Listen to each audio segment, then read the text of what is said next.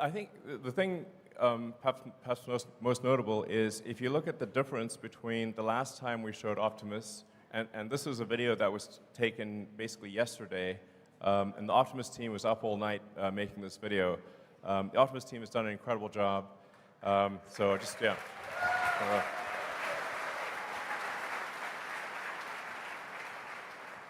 And it's the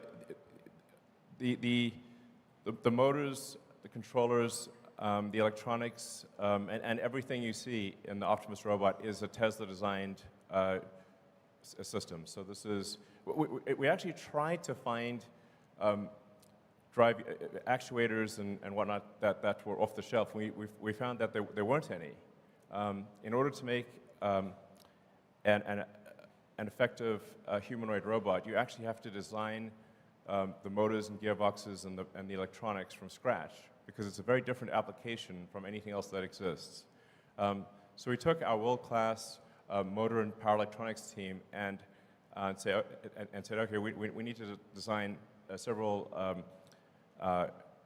actuators that don't exist in the world, and they did. So Optimus is working quite well. And then for full self-driving, as full self-driving gets closer and closer to generalized real-world AI, that same software is transferable to a humanoid robot. Just like humans can obviously walk around with their arms and legs, but we can drive a car, fly a plane, steer a boat, ride a horse. If you have a generalized understanding, or if you have generalized real-world AI, which is what we are developing for full self-driving, it can be transferred to basically anything. So Optimus will use the same FSE computer as the car. The Optimus stuff is I think extremely underrated. Because people just cannot comprehend the consequences. Now, obviously, we need to make sure that we don't have a Terminator scenario. That's very important. It's all fun and games until Terminator shows up. But if you say, like, if you have had a generalized humanoid robot, what would be the effective ratio of humanoid robots to humans? Because I think basically everyone would want one. And maybe people would want more than one, which means the actual demand for something like Optimus, if it really works, which it will, is, I don't know, I mean, 10 billion units? It's some crazy number.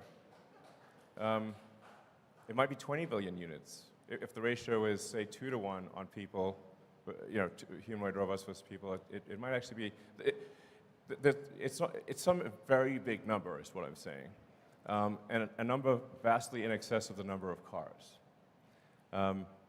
So my prediction is that Tesla's long-term value will be, a majority of the long-term value will be Optimus.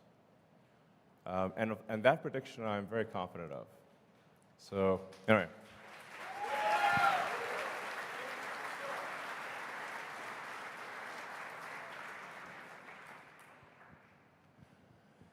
Let's see, so I think with that we can do questions, perhaps?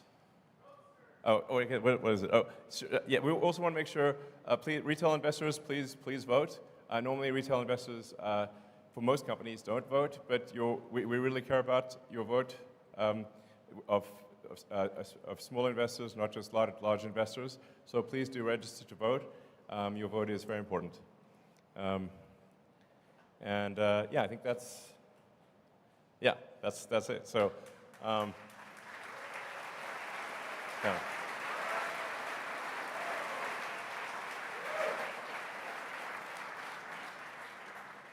So with that, we can go to ad hoc questions from the audience.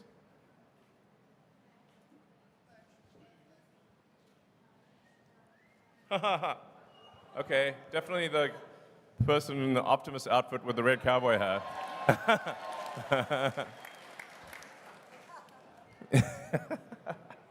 Great outfit.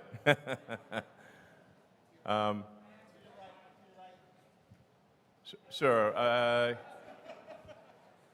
We'll try to get through as many questions as possible. And, you hit me with your toughest questions. Fine. Topic has to be about Tesla. Okay, it is. Hey, Dad, it's your son Optimus.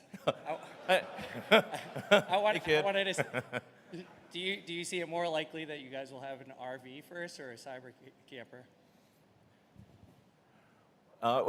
Well, we don't have any plans to build an RV quite yet, although I can certainly see how Cybertruck could be converted into an RV. And we are adding a lot of sort of attach points to Cybertruck, so others can build things. Somebody can have a startup or other companies can build things that are attachments that enhance Cybertruck and turn it into a camper, essentially. Because I think it'd be really cool to have all these like third-party things available for Cybertruck.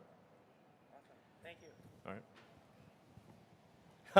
I mean, you could also probably just, you're that close, you could just say it or something, I don't know. Actually, we'd like you guys to queue up behind us. So Okay. 3 All months. right. Yeah, so Go just ahead and queue get up. in line. Thank you. And try to make the question short so we can get through a lot of questions.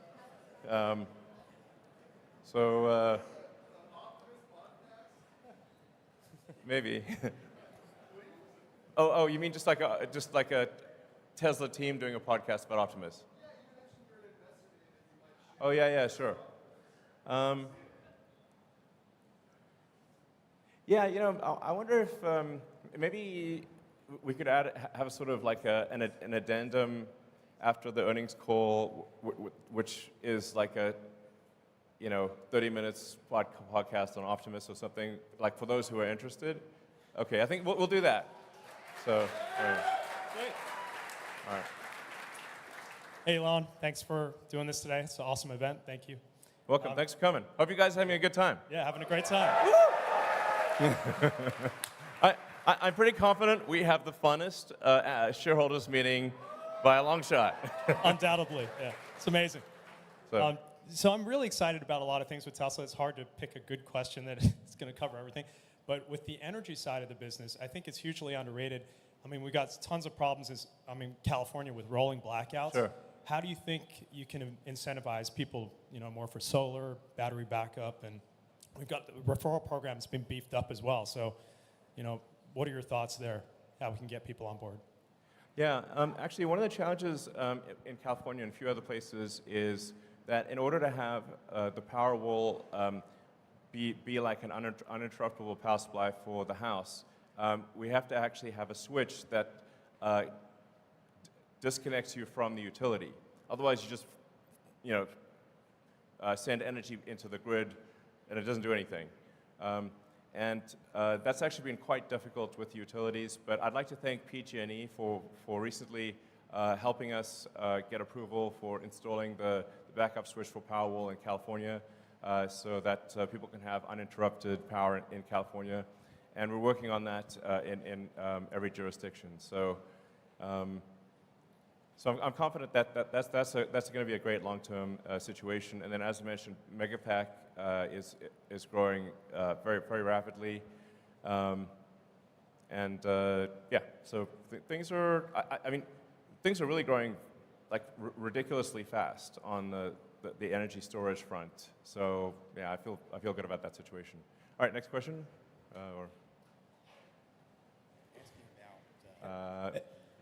Hello. Great. Hey, Elon, a lot of people have just kind of been wondering, how are you doing? So just wondering, what's up? How you doing? How you feeling? We saw you were partying in Cabo recently, so just What, wondering me? Must have been someone else. yeah, so how are you doing? Just human to human, how you doing? Well, I have to say, it's been a bit of a roller coaster situation.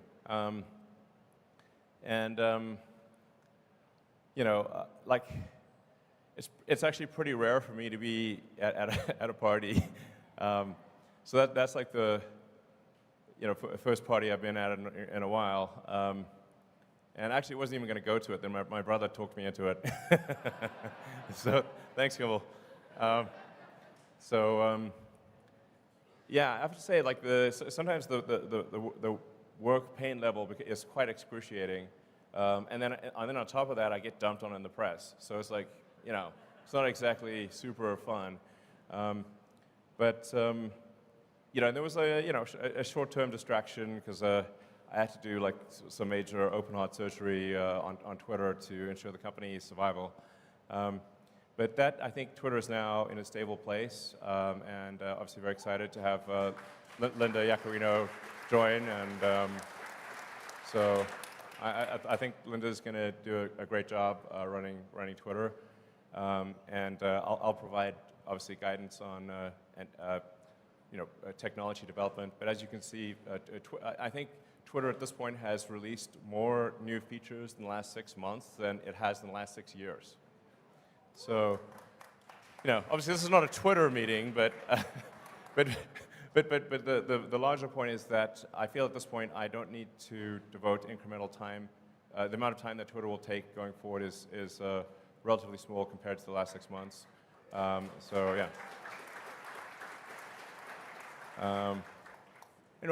Apart from like there's like some macroeconomic things that we can't do anything about.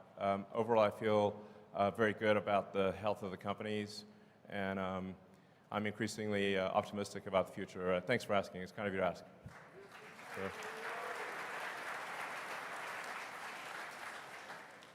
Have you guys considered stretching out the financing terms on your auto business?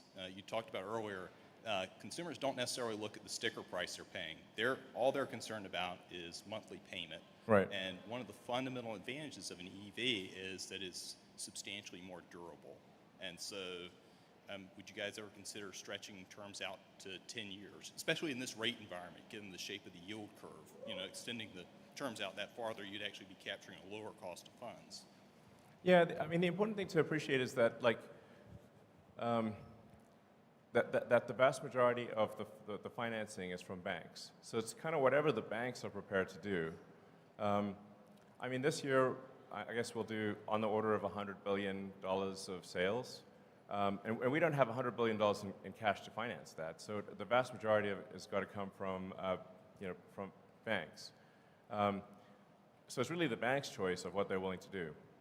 And it has been tricky with banks recently because, as I mentioned earlier, if you're a bank and you're not sure whether you're going to be alive or not, it's a pretty big distraction, and increasing your auto loan portfolio is very much a secondary priority. So it's just important to appreciate it's not up to Tesla, it's up to the banks.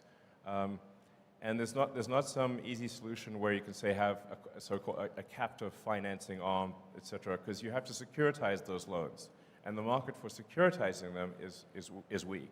There is no. I wish there was an easy path, but there isn't. So, I think it's just important to remember that the economy moves in cycles, and we've had a very long period of upcycle. The next 12 months will be, I think, difficult for everyone. And I think, when Berkshire Hathaway had their annual meeting, Warren and Charlie actually said, like, hey, this year, the Berkshire companies are going to make less money. They're very well-run organizations, and I think that's just generally true for the economy. So. It's also important to remember that there are good times and there are dark times, but then the good times follow the dark times. So my advice would be, don't look at the markets for the next 12 months. If there's a dip, buy the dip. And I think you will not be sorry because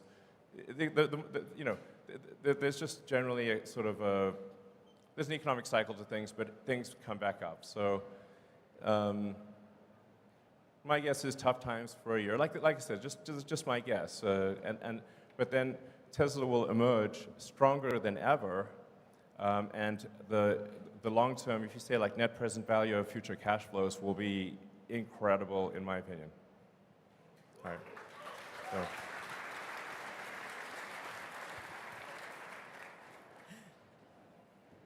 Hey, Elon, meet Kevin here.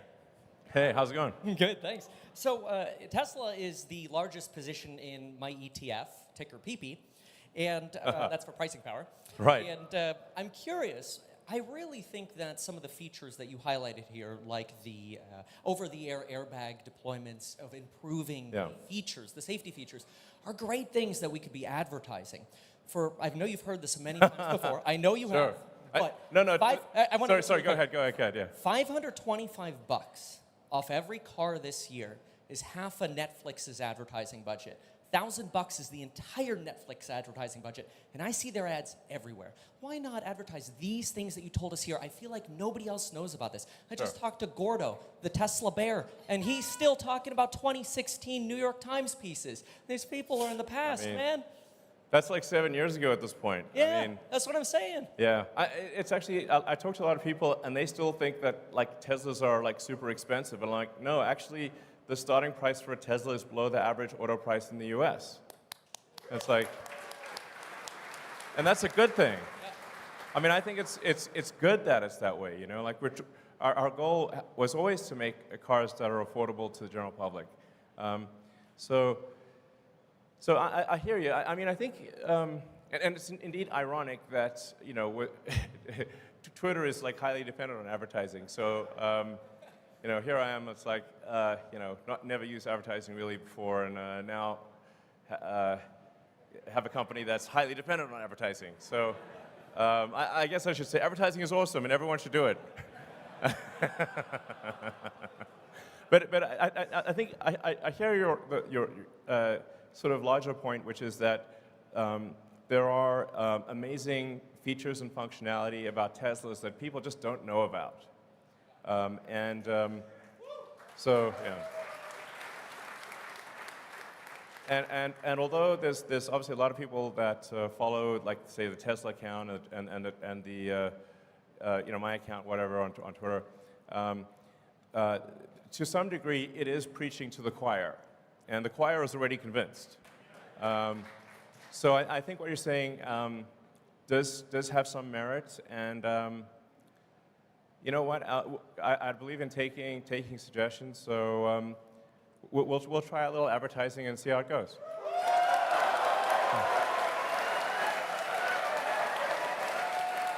Okay. Okay. All right, I wasn't expecting that level of enthusiasm, but okay. It sounds like our shareholders, if I read between the lines, subtle as it is, are saying we should probably do some advertising. Okay, very well. All right.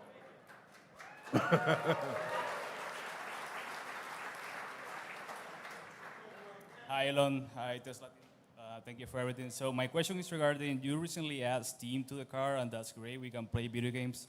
Is Tesla currently developing the ability for other parties to develop apps for the car? For example, if we can buy actually customizable themes for the operating system of the car, I think you can make some revenue there, like that space themes for the car or Lord of the Rings or stuff like that. Do you have any interest in that right now? Well, I mean, important.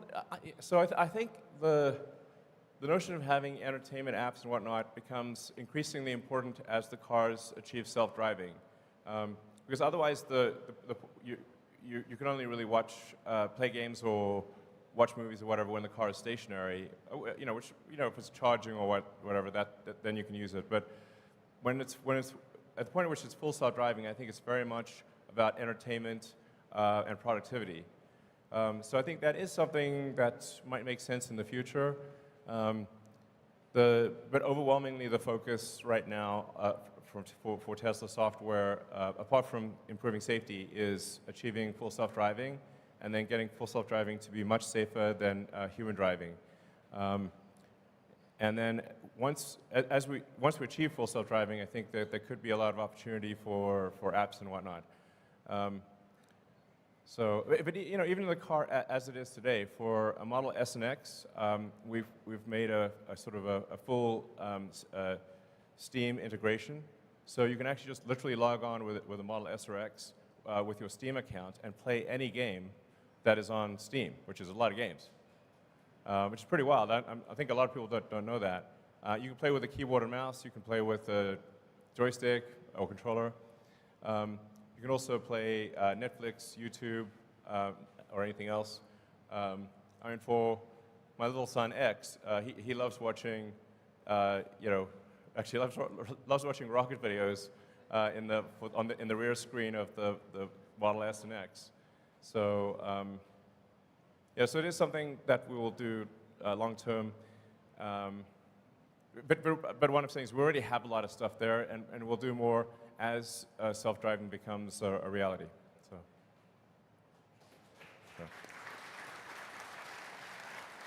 Hey, Elon. I'm John, or Dr. Know-It-All on YouTube, and I don't know it all. But anyway, my question is, as you guys move completely or finish the transition in full self-driving from version 1.0 of the software to 2.0, what do you perceive of as the potential stumbling blocks after that? Because it seems like that's the major, kind of step change that needed to happen, and so you're almost done with that, and what happens after that? And also, please let me interview about full self-driving. I'll spend 2 hours talking to you about just that. So, thank you. Well, one can really think about full self-driving as sort of a march of nines of reliability. So we need to get to the point where the probability of injury is lower than that of the average human driver, and then ultimately probability of injury is much lower. So even at the point at which the car is capable of driving itself, there's still actually a lot of work to do, because every year there's 1 million people that die in auto accidents, and I think probably everyone in this audience has friends and family that have died or been seriously injured in auto accidents, and for there's like 1 million people that die. There's 10 million people roughly that are seriously, permanently injured, and so it matters that if we can get that down by an order of magnitude, there's like 900,000 lives saved per year, maybe 9 million severe injuries prevented per year, and so that really, I think, morally has to be our primary goal.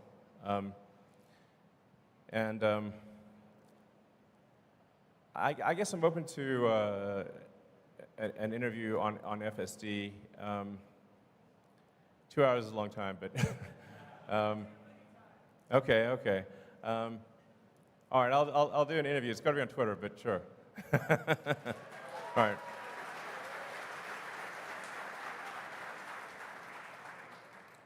Hi, Elon. I'm Josh Phillips, long-term retail investor. My question's about battery-grade lithium supply in the next 10 years.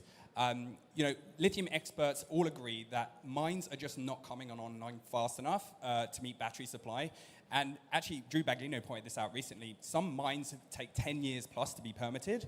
And even GM has actually announced huge lithium deals that will secure away supply from the rest of the industry. So what's Tesla's plans to get more supply of lithium at the mine level outside of refining, but also at a deeper level than a traditional offtake? Because as we know, he who controls the spice controls the universe. Sure.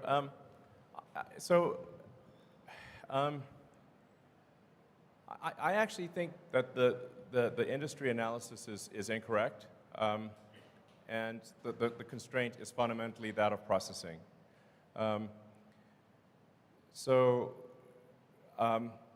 Now, our refinery in Corpus Christi that we're building is primarily oriented towards refining spodumene, of which there is a truly vast amount in the world. I think about 3/4 of our lithium comes from Australia. And frankly, you could increase the rate at which the mines are operating, and the limiting factor is not how fast can you mine, but how fast can you process. So the mines are only going to produce ore at the rate at which refineries can handle the ore, or it's pointless. So I think my opinion, and obviously I could be wrong about this, but is that it's really not about the lithium ore. Lithium is extremely common. Lithium is everywhere. In every country's got lithium. It's not like oil. So lithium is one of the most common elements on Earth. But taking the lithium ore and refining it to battery grade is extremely difficult because the purity levels required for a battery are extremely high. If you have even a small impurity, then you will degrade the life of the cell dramatically. So you need ultra-pure battery grade lithium, and that's why our focus is on refining as opposed to mining. Thank you.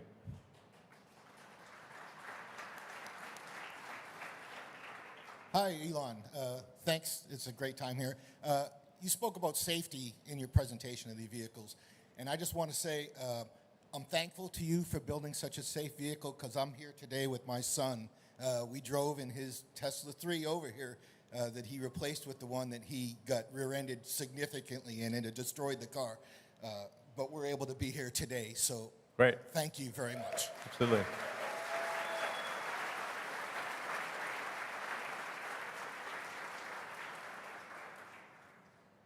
So, not sure where to look. There?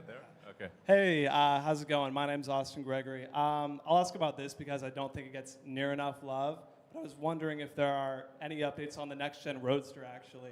Yeah, I know it's sort of like the cherry on top and all that stuff. Yeah. You guys have a lot on your plate, if you've said before. But if there's any updates on like the release timeline, all that stuff, the SpaceX package, maybe. Yeah. That'd be amazing. Thanks. Totally fair and reasonable question. But where is that thing?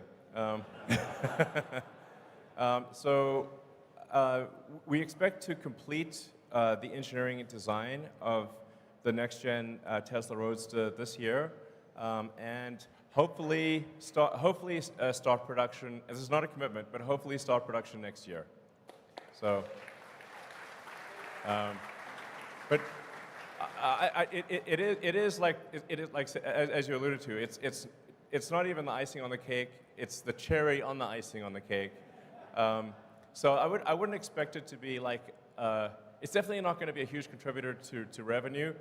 It will be a modest contributor to profitability, but it will be sick. So, and. There's some value to me running two companies because the next-gen Roadster will have the SpaceX option package. So that'll make it truly next level. So. Hey, Elon. Eva Macmillan here. First of all, I want to thank you for making the absolute best, safest, and most fun cars in the whole world. Cars in Florida, we are seeing many more cars in Florida than a year ago. Yeah. Matter of fact, cars are doubled. So the question is, we all want Tesla insurance. Oh, is it coming? Oh, yeah. Actually, that's a great question. Okay, Zach says it's coming later this year. But I have to tell you, one of the thorniest things in the United States is car insurance, or insurance in general, because it's a state by state, and every state's got different rules and regulations. So that's why it's not rolled out nationwide. I think really there should be one national standard for insurance, especially car insurance. I think it would improve the cost effectiveness of car insurance. But our intent is to roll out nationwide and ultimately internationally. But there is a staggering amount of paperwork that is needed to get it done. But as Zach said, we expect to offer Tesla insurance in Florida later this year. Thank you. Thank you, Elon. Thank you, Elon. Alexandra Mertz. I am Tesla Boomer Mama. Very happy to be here. All right. So very grateful to the Tesla team and you, of course. Just want you to know we love the emotions every day, joy and less joy, but we're there. Shareholders, it's not easy. We're here not because it's easy, but because it's hard. So my question initially was on in-house financing. You already answered that, and I want to congratulate you to the double investment grade rating. But then I asked my Twitter subscribers, I'm sure you're going to appreciate, what they wanted to bring forward. Sure. And that question made the cut. Here we go. Automotive, including SAS, peak margin, the same for energy. What number, and by when do you have the best Elon guess that we get there? So I'm not sure I fully understand the question. So this is the peak margin for automobile, Oh, yeah. including SAS and energy, and by when will we get there? Your guess. I know nobody will sue you. Sorry, what's SAS? Well, software as a service. Oh, okay. You mean self-driving? FSD, Yeah. what's going to be the top automobile margin? And Yeah. I mean, what I was saying earlier is that at the point at which you have a truly autonomous vehicle that can drive around with no one in it, the utility of the vehicle, I think, as a rough guess, is probably 5 times what it is today, because people will drive an average of an hour and a half a day, perhaps, so 10 hours a week. But if the car is autonomous, it can probably, just speculation, but it probably can operate for a third of the hours in the week, which would mean 50 or more hours, thus a 5-fold increase. But the car costs the same. Sure, I understand, but what is going to be the margin for Tesla then? Because you're obviously thinking you're going to sell much more FSD then, right? You may have a system in place of robotaxis. You may have a cut with fleets. So did you do any projections what the automotive peak margin for Tesla could be in 2 years, 5 years, and the same for energy? Well, I mean, this is definitely, we're in sort of highly speculative territory here. But obviously, if you've got a car that costs the same and has, say, I don't know, a 20 or 25% margin, and suddenly is able to be used 5 times as much, then you might have 80% margins, and the revenue would increase several-fold. That's why I say it's probably going to be the biggest asset value step change in history of Earth.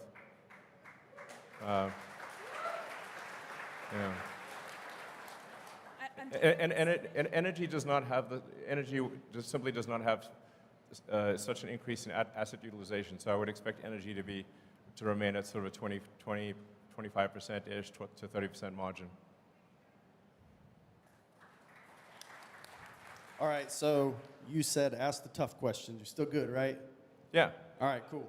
First of all, though, as a family man, I just want to say there's a couple of things like a loop for tether of a car seat going through the headrest, which would be super helpful. There's a couple other things that would be really nice. The Model Y is the only one you can do that in today. Maybe we could fix that. But when we're thinking about 4680 battery cells, should we be thinking about the efficiency and the performance we're getting today? Or is there some updated timeline path that we could see closer to battery day presented efficiency, performance that we can look to in the future? Well, I think, first of all, it's really important to express the difficulty of, for Tesla to go from nothing to making a battery cell that we aspire to be better than any other battery cell on Earth, even when compared to companies where the only thing they do is make a battery cell, is obviously not a trivial exercise. That said, we do see a path to very high energy density and higher energy density and lower costs than anything else out there. But it's a hard path. It's a very hard path.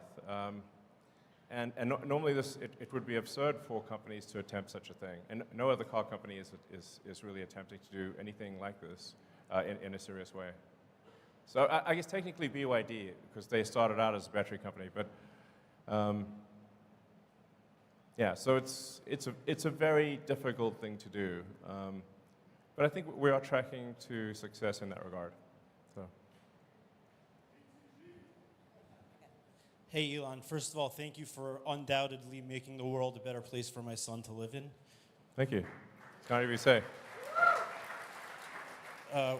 Once Cybertruck is fully ramped in Austin, what is the target production? And also, there's some rumors that you're thinking about stepping down as CEO. Please say it ain't so. It ain't so. Yeah.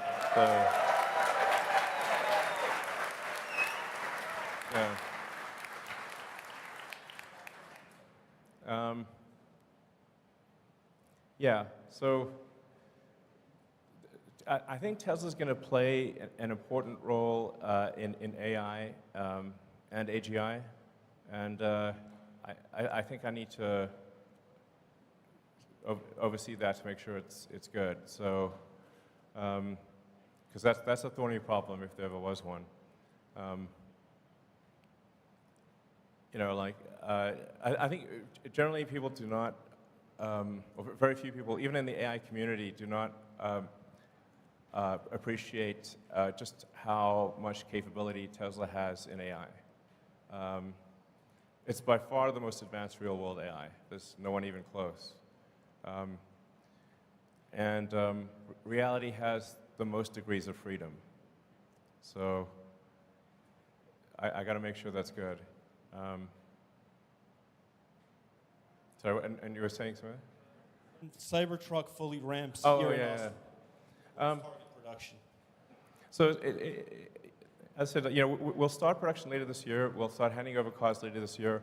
There will be an S-curve of production, so it'll be slow at first, and then ramping up. And I guess we'll see what the demand is like. So, I mean, I think we're likely to do probably 250,000 a year, I think, maybe more. Again, very much dependent on what the demand is like, and it's you know, we don't just need to ramp up production, but we also need to improve the production cost efficiency, which is going to be also a very, very hard thing. So, but I'd say it's, you know, 250,000 a year is a reasonable guess. And it might be 500,000, I don't know, but we'll make as many as people want and can afford, but then, like I said, it's going to be hard to make the cost affordable because it is a new car, a new manufacturing method. So, in the grand scheme of things, relative to the production rate of all the other cars we make, it will be small, but still very cool. Yeah, thanks. Elon, maybe 3 more questions? Sure. Thank you. Good day, Mr. Musk. Hello, my name is Delia Archer, and this question aims to address Tesla's efforts in developing skilled workforce, attracting diverse talent, and promoting career opportunities within the company. When I look around, I see a lot of young faces, and I think about internships and apprenticeships for students in high school and beyond. My question is, are there any plans to expand existing partnerships and explore new avenues for collaborations with educational institutions and nonprofit organizations to attract the next generation and vary career pathways? Yeah, actually, with all of our gigafactories, we work with the local schools, actually from the high school level, community college, and university, because it's incredibly important to foster the talent for the factories. As you saw from the employment numbers, we actually need a lot of people. Even though we've got a lot of automation, we still need a lot of people to operate the factories, and it really matters that they have the right training. So we're big believers in reaching out to educational institutions, and because frankly, it's in our interest to do so. So thank you for asking the question. All right. Elon, Josh Fuller. I had originally thought of asking about the fun police and pushing back on the boombox and allowing us to screech at people with goats again. But after seeing Optimus, I was inspired to ask, has anybody asked Optimus's opinion of Mars, and does he have a ticket yet? Well, you know, Optimus is not a deep thinker at this point. So Optimus is still, you know, figuring out how to do basic stuff. it couldn't make, cook some eggs or something quite yet. So we need to get Optimus to the point where it has reasonable agility and can do basic things. And we're aiming for it to start off doing simple tasks that are sort of boring and repetitive or dangerous, basically jobs people don't want to do. So that's our goal, and I'm confident we'll achieve that goal. And then we got to figure out how to make it at scale, make sure that the robot is safe. I think it's going to be very important to have a local means of turning it off. So safety is going to be extremely important. I can't emphasize that enough. But right now, it is not at an intelligence level where it's pondering questions like Mars. But perhaps it will be one day. So. Hi, good afternoon, Elon. My name is Luke Arsenal. I just want to start off by saying a big thank you to you and the team of Tesla for all you guys do. It's been great to see, and I'm so happy for you guys. My question is, with the rise in cybersecurity threats to operational technology and Internet of Things, what steps is Tesla taking to protect the company itself and its products from these threats? Also, as a suggestion, because I know you like suggestions, for the navigation, do you think we could do something on the UI that adds in when you're about to take the off-ramp to show a picture of that exit, kind of like other map systems do? And then also... Oh man, this is a lot of questions. One of my friends wanted to get a shaka from you, if that's possible. Okay. Well, we are constantly improving the navigation system, and being robust to hacking is incredibly important. In fact, we conduct a lot of sort of third-party hacking contests to try to get the best hackers in the world to break into our cars. And actually, no one has yet actually broken into a Tesla in a way that would allow you to really control the car in a significant way. But they have gotten to where they can like honk the horn and mess with the infotainment system. And I'd like to thank them for their efforts. So we take information security extremely seriously. For navigation, yeah, there's definitely things we can improve there. But really, down the road, navigation visuals are not going to matter very much because the car is going to take you wherever you want to go. As for pictures, I have to decline, unfortunately, because otherwise, if I say, I actually hate being rude to people. So if I say yes to one person, then it's like selfies for a zillion. It gets kind of crazy. So, but thanks for asking. Maybe we'll take one or two more questions, actually. So, sure. I don't know. Okay, is your... Sorry. Hello. I had a question on the efficiency. I don't know if you've been paying attention to Aptera, and I was curious if you thought that was a space that you could see Tesla getting into, as far as not just an efficient manufacturing process, but also the actual car itself and range.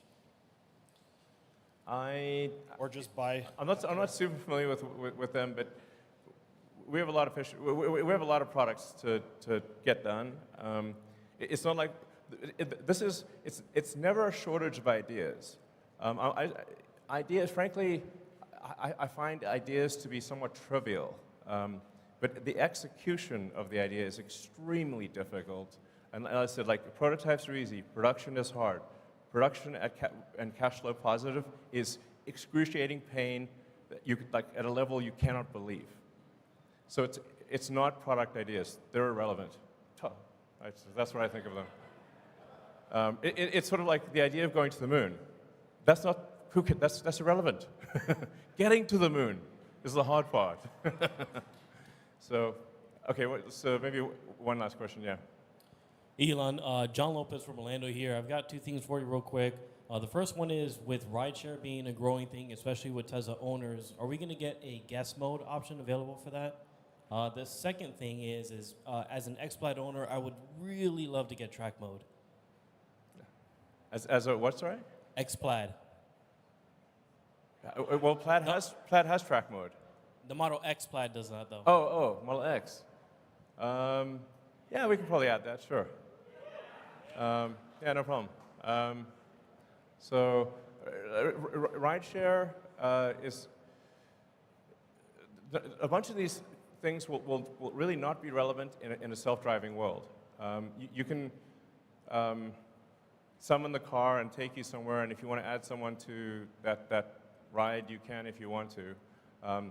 But overwhelmingly, it is about achieving self-driving, full self-driving. And I think we're really getting to the final stages of full self-driving where, I drove for several days around Austin, just dropping pins in random locations, and I had 0 safety interventions.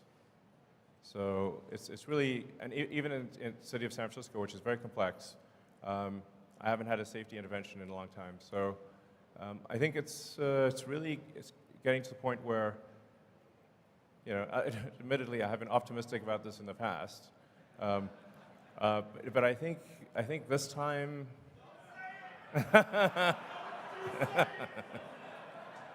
All right, I won't say it. All right, fair enough. All right.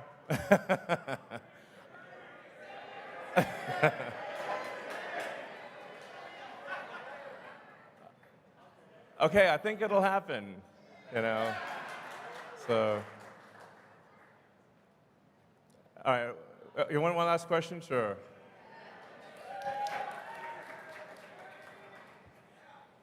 So first, congratulations on your decision to try advertising. We all want Tesla to pass Apple in market cap. I didn't realize people wanted it that much. Okay. It's good that a lot of people agree. So earlier this year, you cut prices on everything, 15, 20%. More recently, you've been raising prices on Model Y, Model S, Model X. And can you just talk about the pricing strategy on Model Y going forward and keep it separate from the decision to bring out the next-gen vehicles that we all agree is going to, blow the doors off on volume. But just on Model Y, it's the best-selling product in the world. Can you just talk about strategy of pricing going forward on that? It's pretty straightforward. We see what the demand is, and then we adjust pricing to meet the demand. Now, the thing is that what happens with other car makers is that they're actually constantly adjusting pricing on cars. It's just not obvious. In the case of Tesla, you can see immediately when there's a price change that occurs because we don't have any intermediaries, don't have any dealers. There's no manufacturer's suggested retail price. But the reality is actually at car dealers, the prices are changing radically.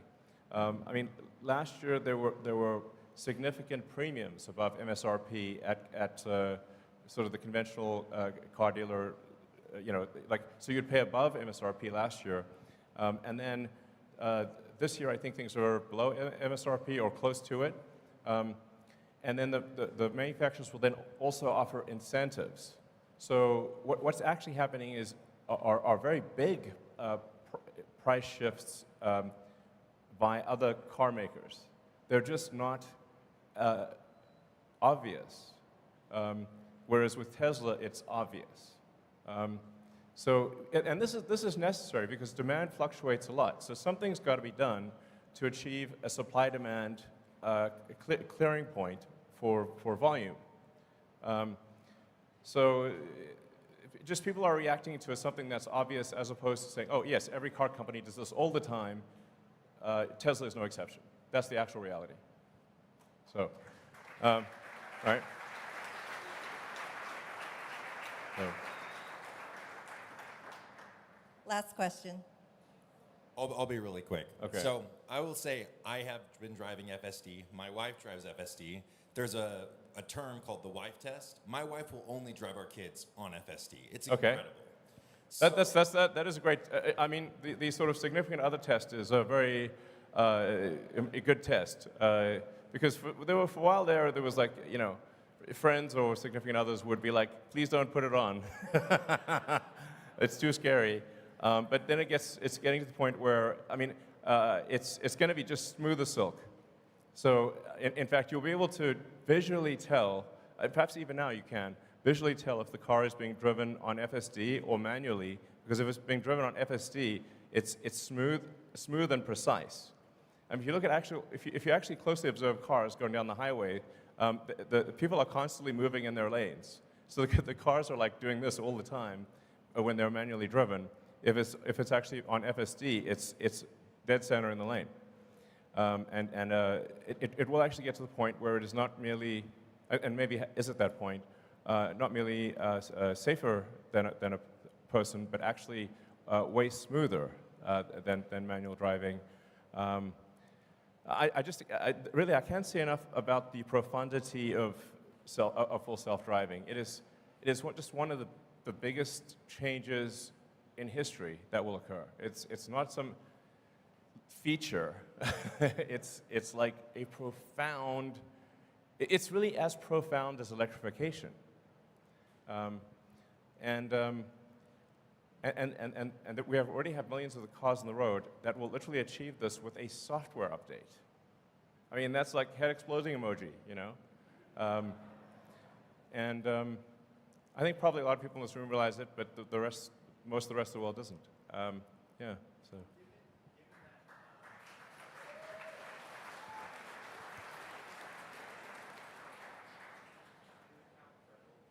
Given how incredible FSD is and how much merit you're giving to potential future margins of the car, as well as how much impact on society, and given that they didn't even want you to say if it's going to happen this year, just not to jinx it.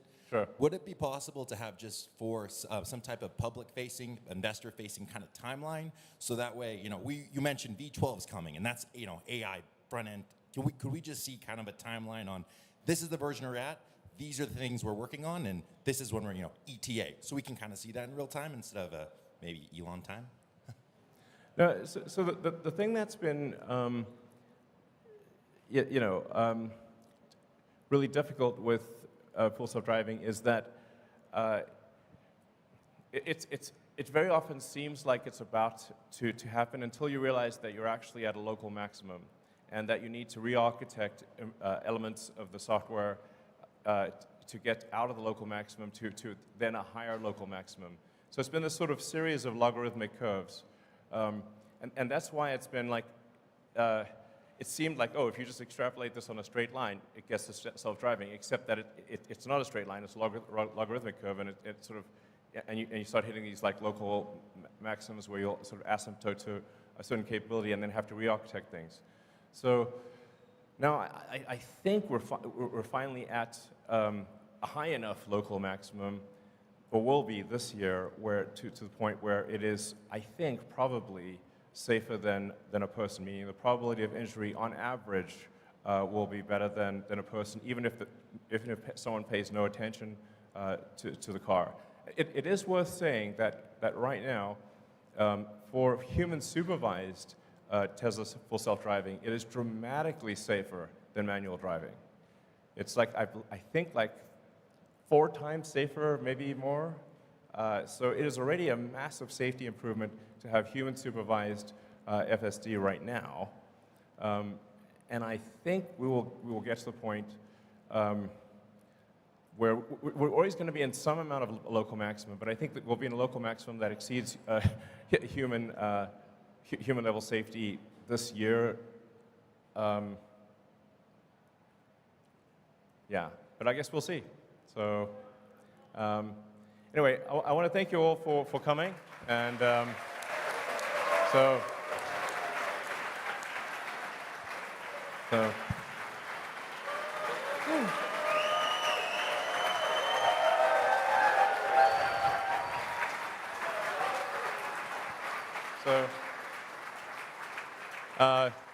just want to say, your support is super appreciated, and as I say, a friend in need is a friend indeed, and supporting Tesla when the chips are down, those are the real friends, and you're them. So thank you. All right. Oh, hey.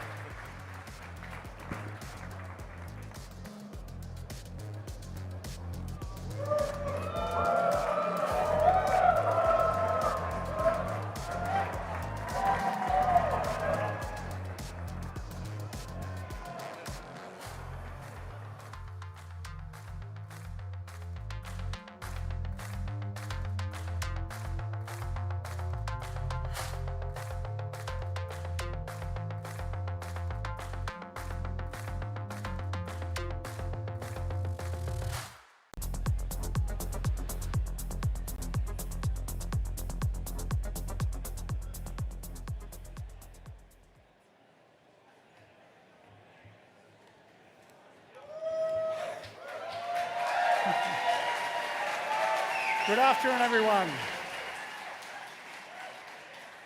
Good afternoon, everyone, and welcome to Tesla's 2023 annual shareholder meeting in Austin, Texas. My name is Martin Vieca. I'm Vice President of Investor Relations, and I will be the chair of today's meeting.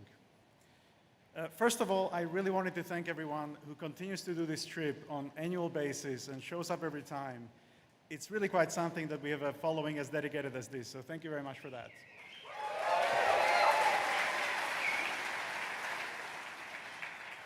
I also wanted to thank our first-time visitors. I know that many of you won a lottery to come for the first time to a Tesla shareholder meeting.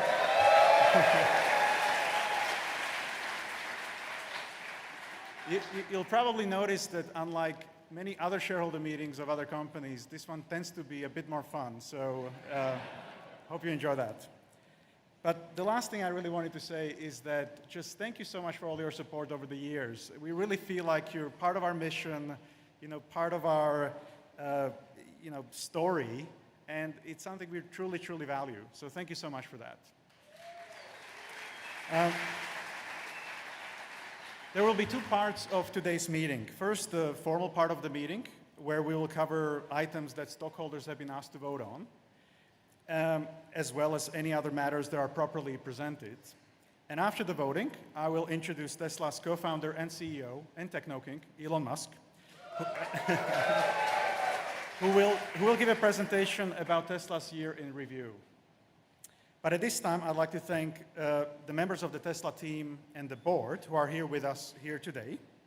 A representative from PricewaterhouseCoopers, Tesla's independent auditor, present with us as well. But before we begin, I'd like to introduce you to Tesla's chair, Robin Denholm, who would like to say a few words.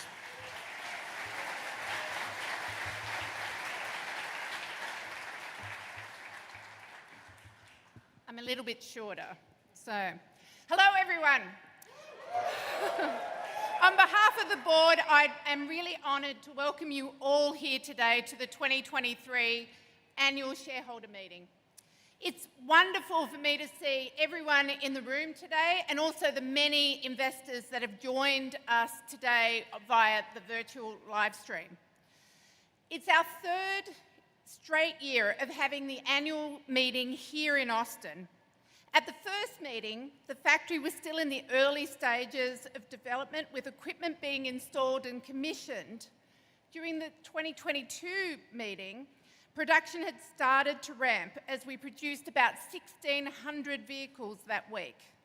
And now, less than a year later, we have more than tripled the amount, having achieved production of 5,000 cars in a single week. A huge congratulations to the Texas team. And on top of that, we are getting ready to roll out our first Cybertrucks.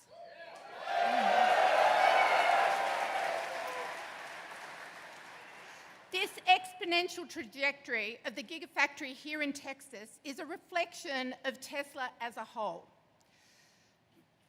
In 2022 was another record-breaking year for us, with deliveries growing by 40% year over year. And that trend has continued in the first quarter of 2023.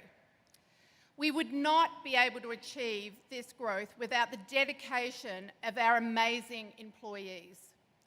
I've been fortunate enough over the years to actually travel to many of our locations, all of the gigafactories around the world, and I can tell you that I've witnessed firsthand how our exceptional employees in our global talent across the world has together achieved our mission or furthered our mission of accelerating the world's transition to sustainable energy.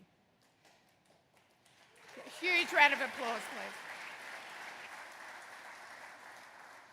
This year, here in Texas, we also had our very first Investor Day, where we introduced our company leaders from design to engineering to supply chain, manufacturing, energy, and charging. And they each spoke about the role of their teams in making our mission come to life. And I was thrilled that investors were able to hear directly from this outstanding leadership team that Elon has been able to put together over many, many years.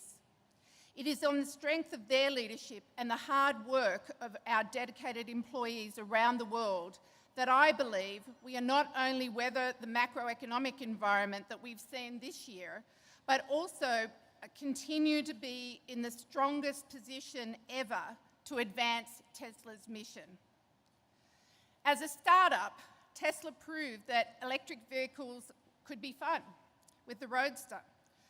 They could even be better than gas-powered vehicles in every single way with the S and X, and could be all of these things as well as affordable with the Model 3 and Model Y, which last quarter became the best-selling vehicle of any kind in Europe and the best-selling non-pickup vehicle in the United States.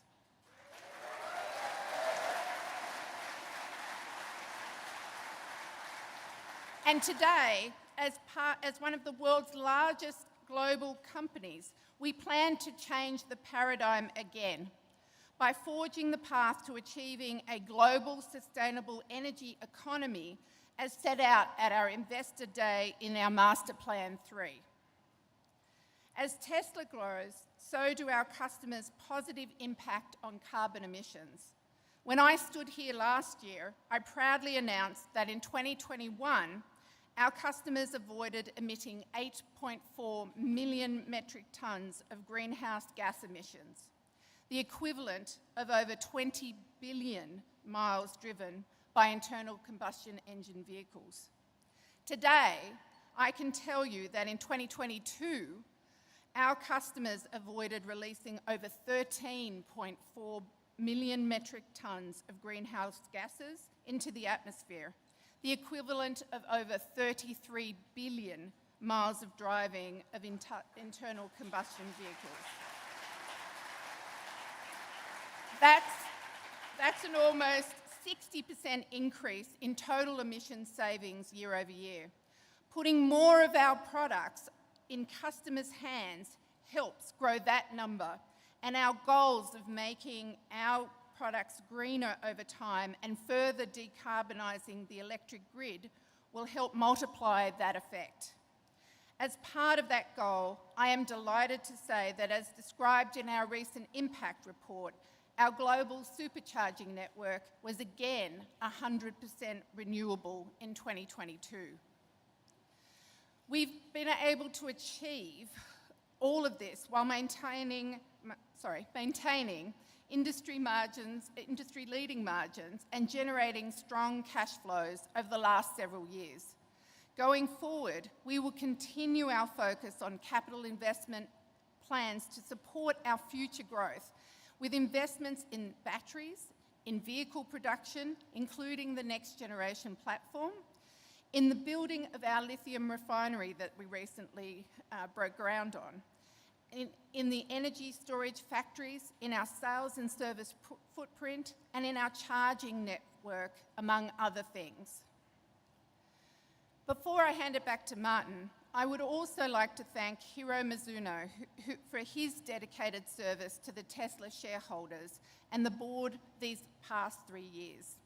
I would also like to express our enthusiasm on behalf of my fellow directors at the prospect of JB Straubel joining our board.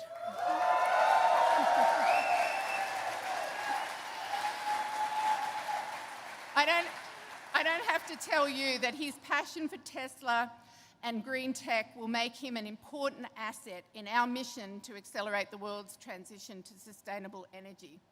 So again, on behalf of our full board, thank you for your tremendous support and welcome to your 2023 shareholder meeting. And with that, I'll hand it back to Martin.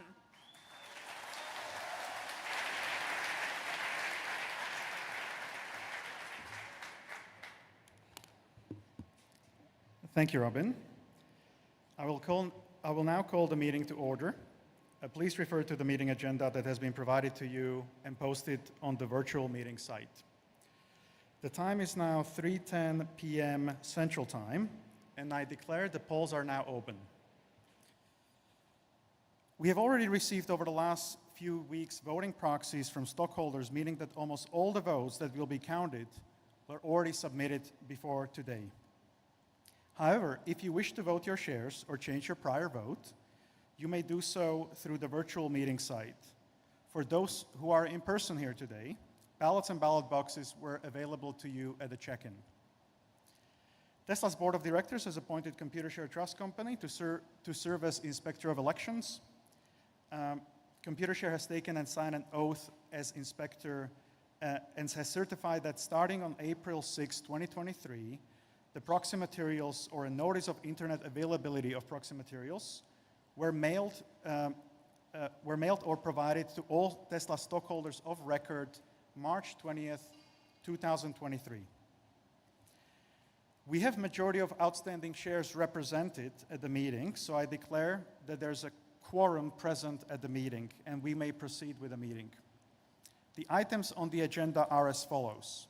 Number 1, the election of Class 1 directors Elon Musk, Robin Denholm, and J.B. Straubel to serve for a term of 3 years or until their respective successors are duly elected and qualified. Number 2, to approve executive compensation on a non-binding advisory basis. Number 3, to approve the frequency of future votes on executive compensation on a non-binding advisory basis. Number 4, to ratify the appointment of PricewaterhouseCoopers LLP as Tesla's independent public registered accounting firm for the 2023 fiscal year.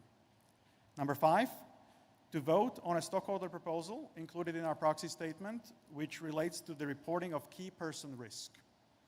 Number 6, to vote on a stockholder proposal which the stockholders did not seek to have included in our proxy statement. Tesla's board has recommended that our stockholders vote for each of the director nominees, for the approval by non-binding advisory vote of executive compensation, and the ratification of appointment of PwC as an independent registered public accounting firm for fiscal year 2023. And every 3 years for non-binding advisory vote for the frequency of future votes on executive compensation. With respect to stockholder proposal included in our proxy statement, which relates to the reporting on the key man risk, Karen Roberts-Dotier, on behalf of Sumtris, is here to present this proposal. Ms. Roberts-Dotier, can you please identify yourself? I would like to invite you to speak. You will have 3 minutes.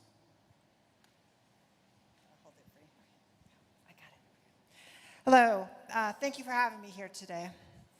Under discussion is a shareholder proposal concerning key person risk at Tesla, requiring Tesla's board to draft a report covering the steps taken to ameliorate the potential impacts of loss of key persons in the company. However, before I begin, I would first like to say thank you to Mr. Musk. For so many of us, you stepped into fields where we had so desperately wanted to see change, and through bringing in a talented team, willing to put in the long hours, you dragged reluctant industries kicking and screaming into a better future, and for that, thank you. Building up this juggernaut around us, which, as you largely put it, runs itself these days. Thank you for that. And yet now here we are today, at a time when Tesla's technological leadership should be on display. The investment community largely sees us as adrift, with management focused on all that matters not Tesla, watching as Tesla's brand favorability dropped by 15 points last year, something that costs us margins. We have such a spectacular product pipeline and a team that knows how to execute at scale with low cost of goods sold, something that we are not being properly recognized for. It should go without saying, but apparently bears repeating, that if you cannot produce with low COGS, you have no future. When I look around the auto industry these days, I see a lot of companies that have no future. And that's a success on behalf of an incredible team here at Tesla that deserves recognition. But when people look at this company, that's not what they see. They see the company as a synonym for its CEO. And then the discussion turns to everything except for where it should be focused. It's my sincere hope that by introducing this proposal, we can not only accelerate the development of management at Tesla, but also increase its visibility. The fact that this company is so much more than its key persons is something that the public and the investment community should see. A founder often finds their greatest success in ensuring the future of the company and the development of the management talent who can come after them. Think Tim Cook at Apple, Steve Ballmer at Microsoft, and so forth. People who are ready from day one to execute without controversy, without distraction, and build a future for the company. I encourage the board should embrace this opportunity in the most public manner possible to showcase the future being built right here so that the discussion among the public and the investment community revolves around that and not around every public statement on every other topic made by the leadership. I strongly encourage the board, the shareholders to support this proposal and for the board to embrace it. Thank you very much. Thank you, Ms. Roberts-Doar. The board is recommended that our stockholders vote against this proposal for the reasons set forth in our statement of opposition in our proxy statement. Finally, as you saw, and investor advocates for social justice would like to raise a proposal from the floor. The proponents did not seek to have their proposal included in the proxy statement. The board recommends that our stockholders who are entitled to vote on this proposal vote against it. As a reminder, as is disclosed in the proxy statement, I've been advised by the proxy holders that they intend to vote all shares of stock over which they have discretionary authority against this proposal. Only shareholders who are shareholders of record or have obtained a legal proxy may vote for this proposal after it is presented. Courtney Wicks, representing Investor Advocates for Social Justice, is here to present the proposal. Ms. Wicks, I would like you to speak. You will have 3 minutes. Thank you. Good afternoon, Tesla board members, management, employees, and shareholders. My name is Courtney Wicks, and I am the Executive Director for Investor Advocates for Social Justice. And I'm here on behalf of As You Sow and the Sisters of the Good Shepherd, who have filed shareholder proposals in the past on child labor and human rights abuses in Tesla's supply chain. I stand here today to call on shareholders to vote yes on requesting Tesla to conduct a third-party report detailing the company's efforts to eradicate child and forced labor in its supply chain. The human rights risks that permeate throughout Tesla's value chain, when not adequately addressed, harm shareholder value and undermine Tesla's ability to lead the just transition. Growing attention and concern have been placed on child labor in cobalt mining in the Democratic Republic of the Congo, as well as on forced labor in China's Xinjiang region. 70% of the world's cobalt needed for EV batteries are sourced in the DRC. Over 40,000 children work in artisanal and small-scale mining, often without protective equipment and in dangerous spaces that frequently collapse. Many children are seriously injured or killed in the mining process. In Tesla's latest sustainability report, it claims to have audited 80% of the miners and refiners in their cobalt supply chain against responsible production standards. However, there are many industry-backed standards, some of which are weak, and it isn't clear what percentage of audits were conducted by which initiatives. It is also unclear how the company's due diligence ensures cobalt sourced from child labor is not intermingled in the industrial cobalt supply chain. Subsequently, an estimated 1.8 million people have been subject to state-imposed genocide, detention and internment camps, and forced labor in the Xinjiang Uyghur region. A recent study concluded that automakers cannot conduct meaningful audits in this region. The recent Uyghur Forced Labor Prevention Act in the United States Senate inquiry into Tesla's supply chain highlights the regulatory risk Tesla faces. We believe a third-party audit would provide greater transparency into how Tesla plans to eradicate child and forced labor from its supply chain. One of Tesla's competitive advantages is its sustainable leadership. Tesla, its board of directors and management team have a moral obligation to pursue ethical sourcing practices that do not rely on the lives of children or enslaved people. Tesla can continue to make a true leadership difference that forges a sustainable economic future that is anchored by innovation, empathy, human development, and shareholder value. Thank you. Thank you, Ms. Wicks. We will now accept votes for, against, or to abstain for this proposal, but again, only for record holders or legal proxy holders. Please note, this is the final opportunity to submit proxies in order for them to be counted.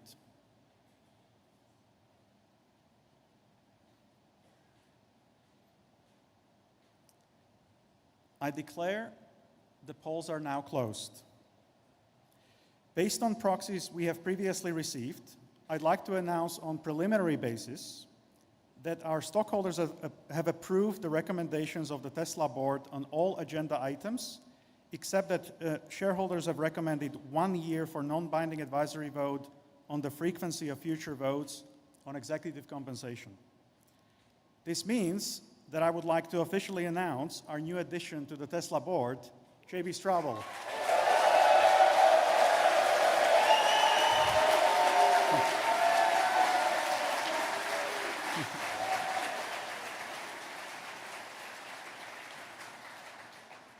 After the final tabulation is completed, we will announce specific vote tallies in the filing Form 8K within 4 business days of this meeting. That concludes the official business of today's shareholder meeting, which is now adjourned.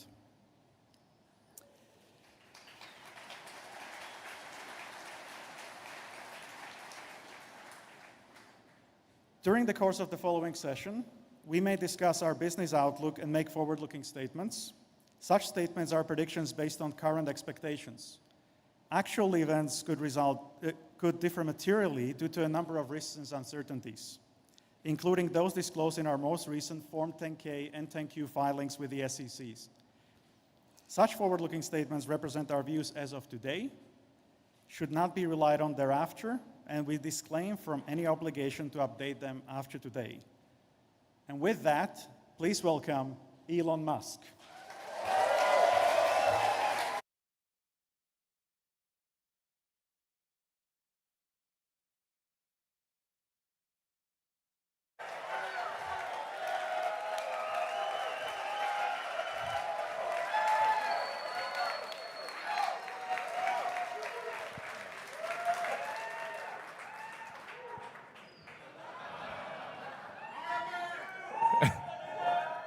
I just want to say I love you guys.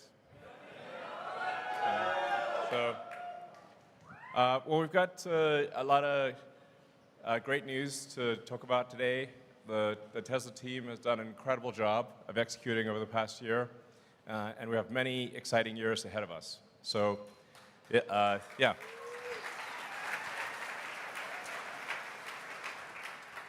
So with the Tesla Master Plan Part 3, which admittedly was quite technical. We wanted to go into a lot of technical depth. It was clear that that what we were saying was not just, were not merely assertions, but that they were backed up with physics and with real data, that it's realistic. And with the Master Plan Part 3, we want to, basically, the goal is to give people hope, realistic hope, and maybe hope's even the wrong word, but simply to say that there is a path to a fully sustainable global economy, that we are on that path, that we are accelerating that path, and that so long as we don't get complacent about it, it will happen.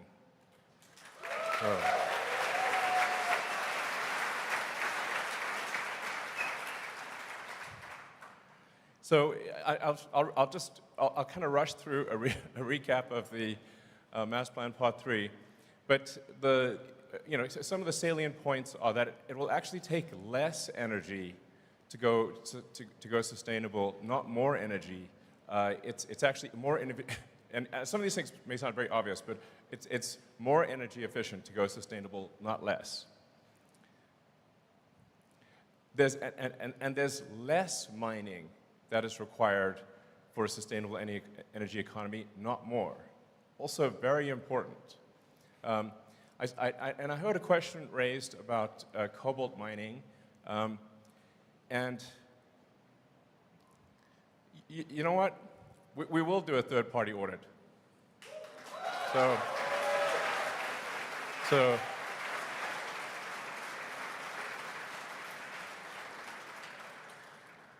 in fact, we'll put a webcam on the mine. And if anybody sees any children, please let us know.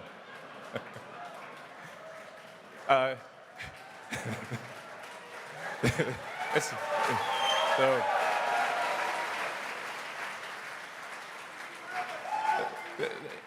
I mean, I don't want to go off on a tangent too much on that front, but it's very important to appreciate that most of our battery packs are iron-based. A majority of our battery packs are iron-based, not cobalt. And then our other battery packs are nickel-based, not cobalt. The nickel batteries use a little bit of cobalt as a binder, but only a tiny amount. In contrast, your phones all use 100% cobalt. I recommend complaining to the phone manufacturers.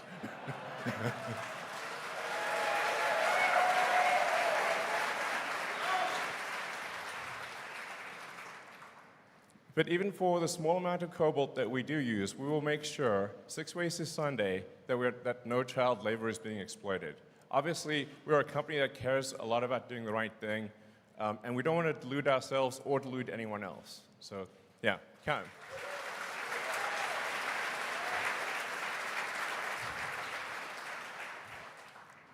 So, again, just recapping Master Plan Part 3, really the point is to say that it is very, very doable. It is happening. We need a threefold increase in solar and wind. We need to, admittedly, some of these are 29-fold increase in vehicle stationary and thermal battery production. Actually, in a nutshell, the way to think about sustainability is the faster we can make battery packs, the faster we can move to a sustainable energy economy. That's the fundamental limiting factor. So, I'll just grab some water here.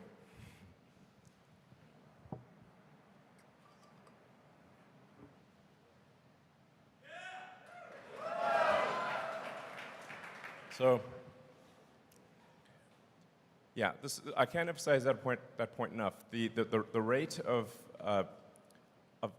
lithium-ion battery production fundamentally decides the rate at which the world transitions to sustainability, because the batteries are needed for all forms of transport and for stationary storage, given the intermittent nature of solar and wind power.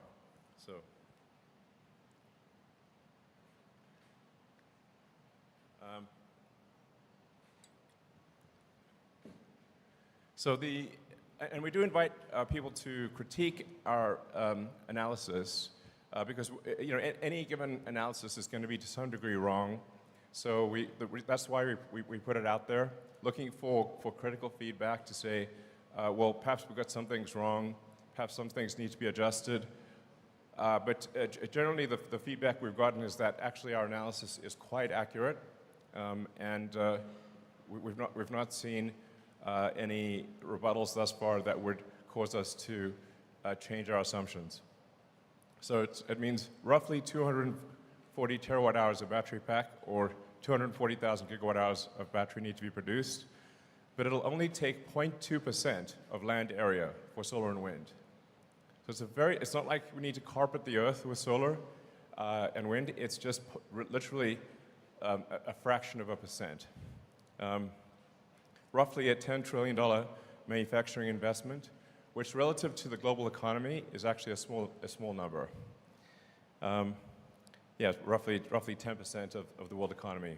I think 10% of the world economy is a small price to pay for a sustainable energy future.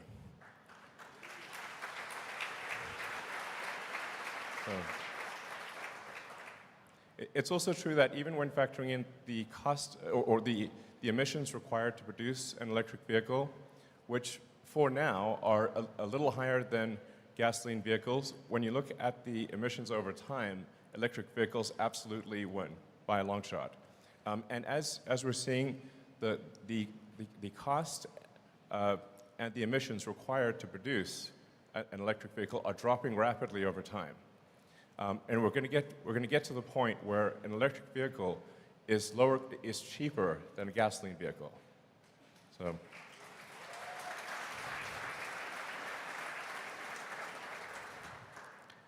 So in 2022, we avoided releasing about 13 million tons of CO2, reduced manufacturing GHG per vehicle by 30%, and reduced water usage by 15%, despite massive increases in output. So we also made our factories safer, which is really important. So we track the injuries per person, and we believe at this point we are best in industry or have the lowest injuries per person. So.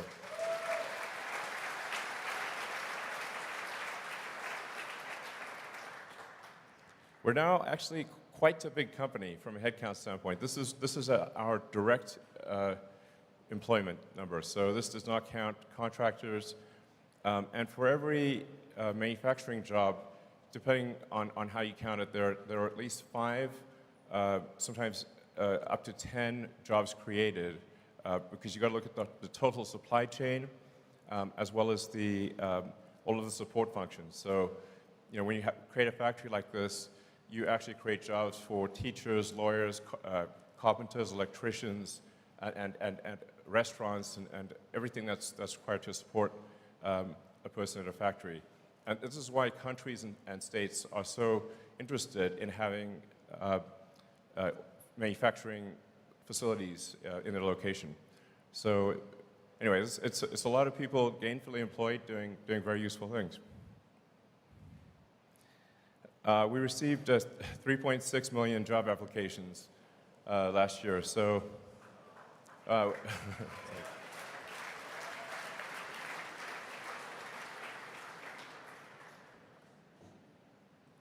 and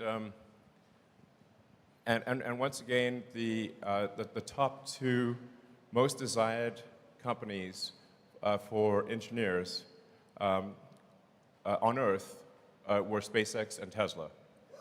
So.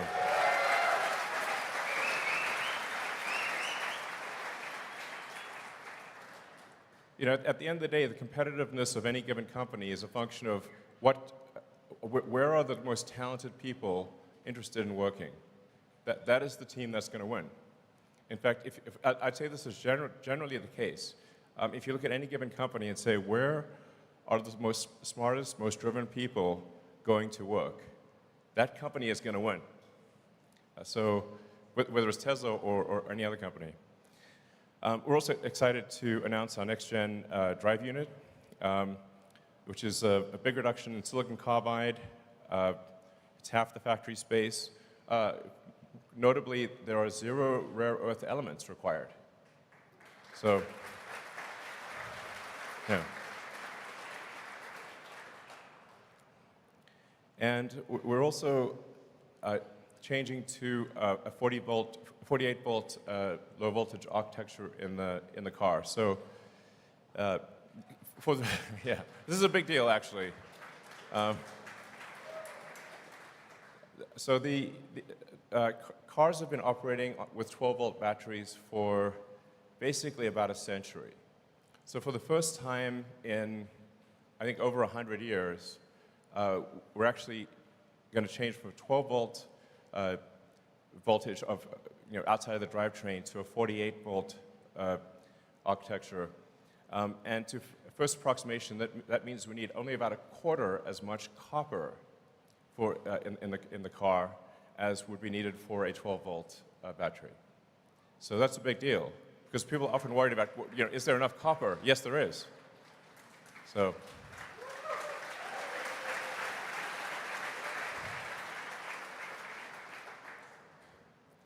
And FSD beta is growing hyper-exponentially.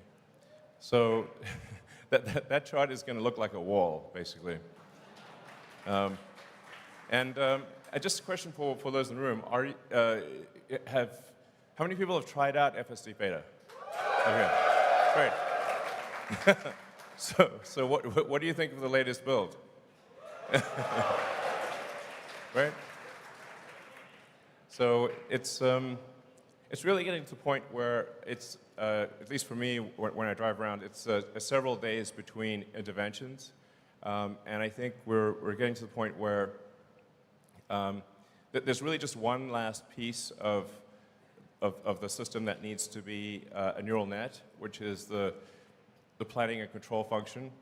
And so we expect to have that last piece become a neural net, so it'll be end-to-end from video in to control out as a neural net. And yeah, so the thing to appreciate is it's not that full self-driving will be as good as a person. It will be much, much better, like a lot. Like over time, 10 times more, 10 times safer than a person. It's not even going to be a contest, frankly. So this is a really big deal. And I think some people realize it. I think you guys probably realize it. But being able to do a software update and have several million cars suddenly go from manual driving to autonomous, I think will be the single biggest asset value increase in history. So.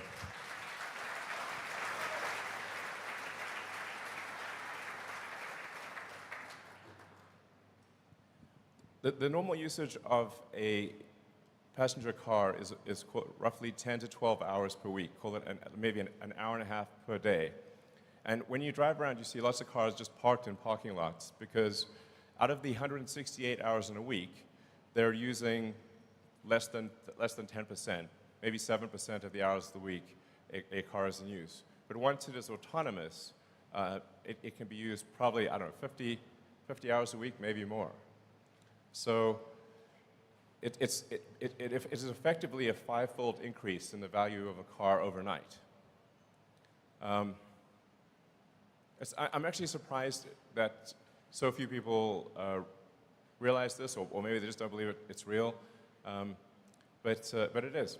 So this is really an insanely big deal. We're also the largest EV maker in the world. So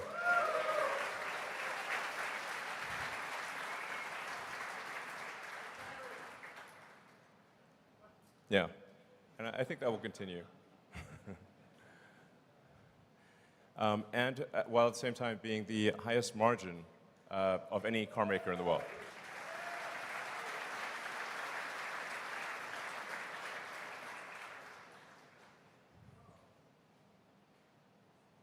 Now, making electric vehicles profitably is hard, as illustrated by the difficulty of our competitors. A number of our competitors are making EVs at a significant loss. But we are not. We are actually making EVs profitably, and almost no one else is. This is hard. So. And I'd say for this, it's a massive credit to the Tesla team for, I can't tell you how hard manufacturing is. Like, you've probably heard me say that prototypes are easy, manufacturing is hard. And then manufacturing at scale with positive cash flow is excruciating. It's mega pain. But the Tesla team has done it. So.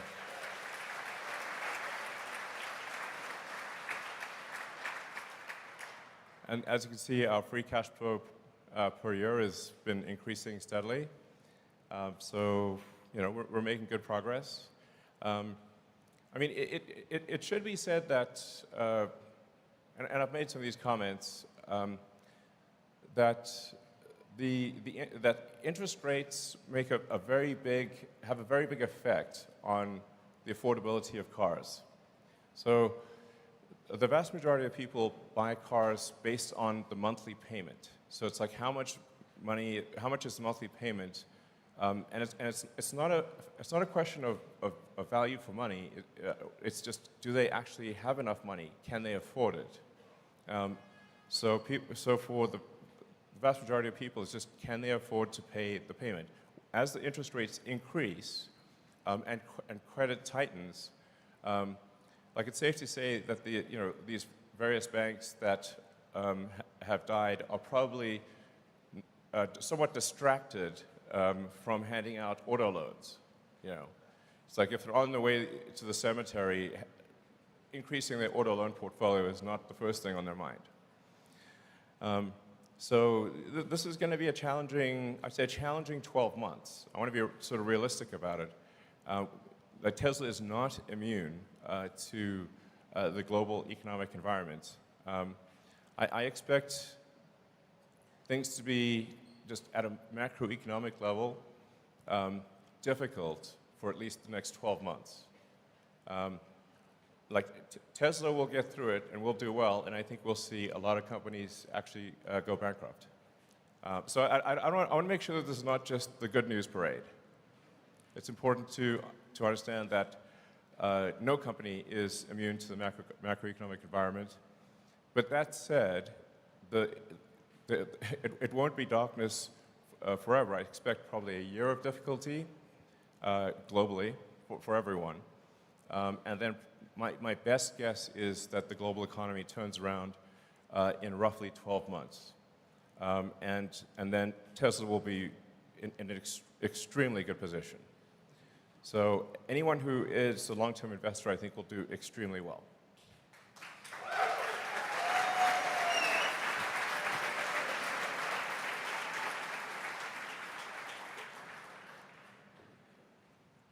And here I want to give a big shout out to the Tesla internal software team.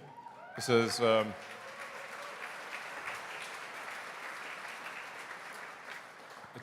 it's actually a really big deal that Tesla has such a powerful internal software team.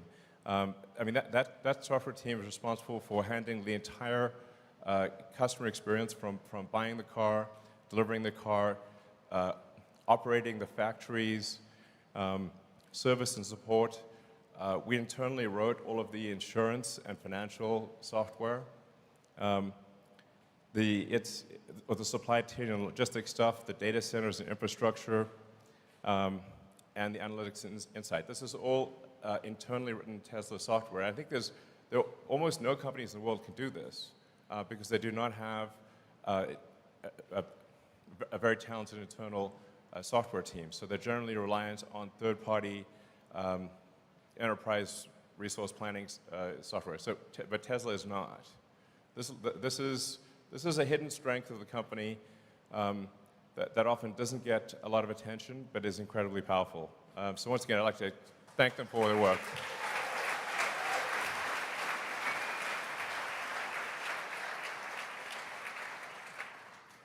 And as predicted, we are highly confident that Model Y will be the #1 best-selling car on Earth this year.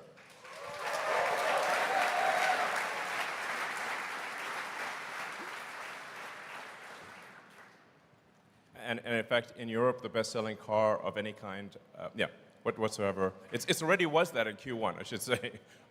It's not like will be. It was that in Q1.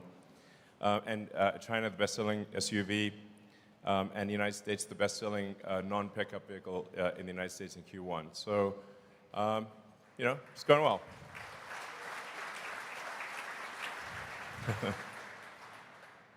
I don't know if this is like the optimal picture, but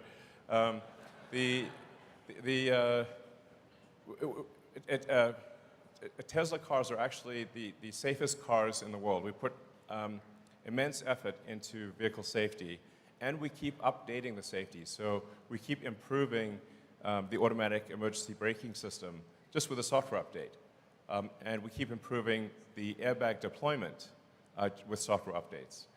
So we close the feedback loop on, like when we see an accident, we analyze the accident, and we say, what can we do from a software standpoint? Because there's actually quite a lot you can do to, first of all, avoid the accident, because the best accident is no accident. And then if the accident occurs, how do we deploy the airbags and the seatbelt pretensioners to minimize the probability of injury? So even for cars that people have owned for many years, we are behind the scenes continuously improving the safety of your car. And there are even some things that I think a lot of people aren't aware of that we we actually have automatic cabin overheat protection. So never in the history of the company has a child or a pet died in a Tesla. Like,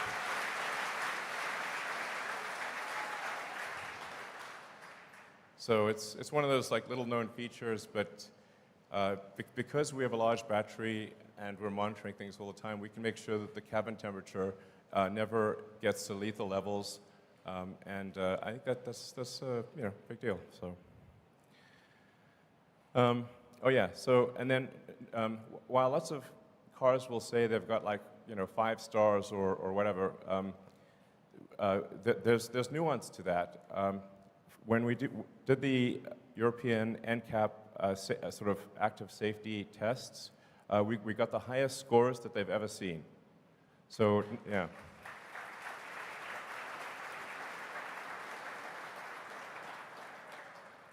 So we got a 98% score on the active safety system, which obviously isn't good enough. And we have got a game plan for getting rid of the last 2%. So.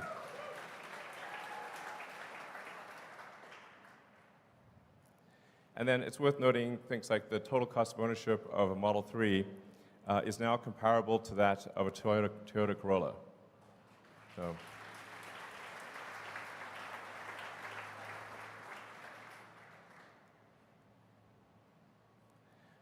Superchargers, we're making good progress. So our supercharger uptime is now 99.95%. So, yeah.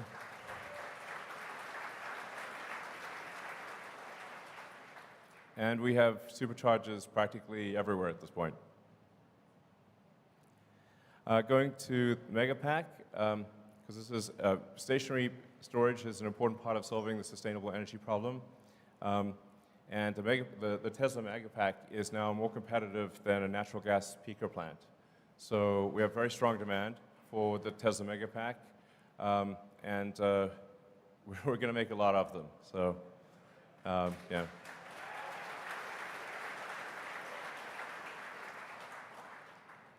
And a while back, I predicted that the Tesla stationary battery pack business would actually grow faster than the automotive side of things, and that's exactly what has happened.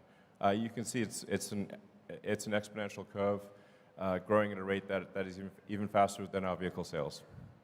So, yeah, sorry. We're expanding Gigafactory Nevada for the Tesla semi-production line and for the 4680 in-house cell production. And yeah, some Megafactory stuff.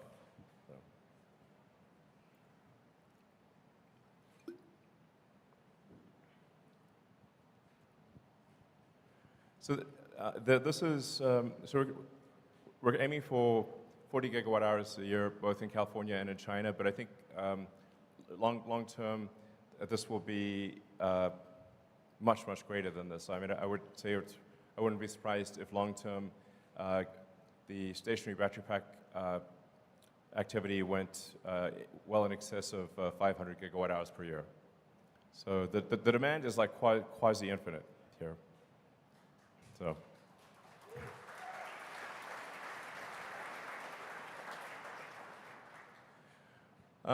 As we look ahead to tackle what we see as the choke points in the supply chain, one of them is lithium refining.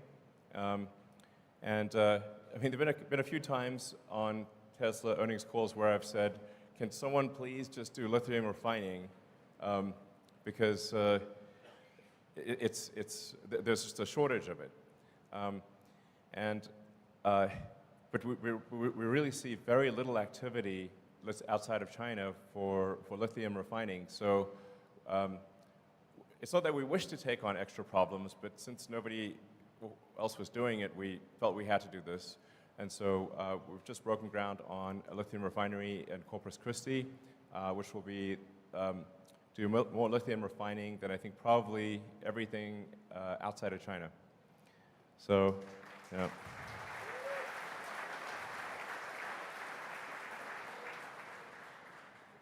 and we've signed a deal for our next Gigafactory in Mexico, Gigamexico. And I think that's going to be a fantastic factory.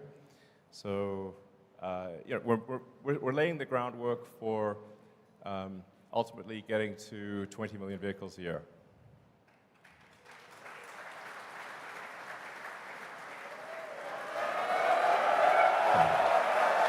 Yeah.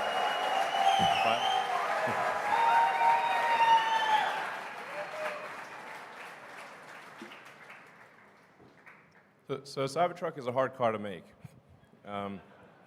Because it's such a radically new design.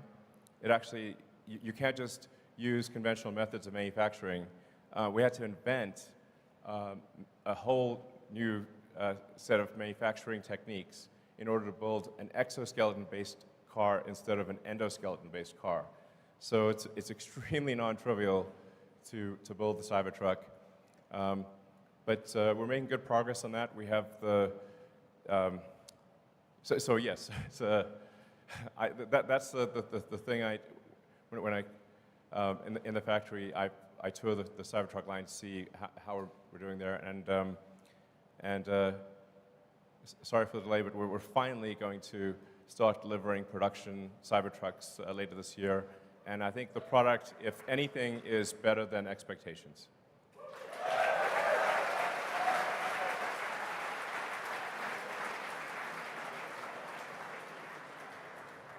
I mean, Cybertruck is the car I will be driving on a day-to-day basis.